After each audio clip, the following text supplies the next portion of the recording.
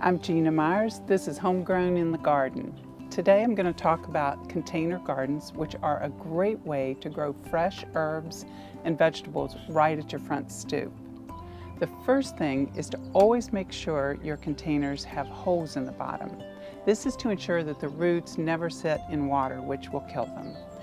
The second critical piece is that you have to use potting soil, not garden soil.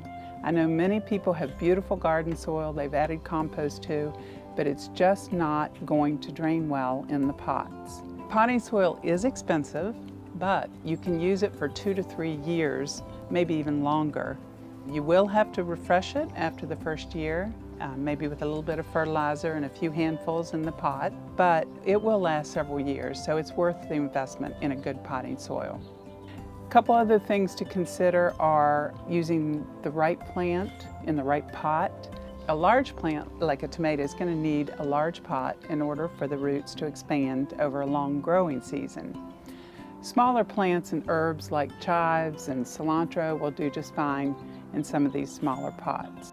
Clay pots will dry out faster than plastic pots. So unless you want to water twice a day all summer, you might want to consider a plastic pot. And with those few ideas in mind, you can grow an excellent array of vegetables right at your doorstep.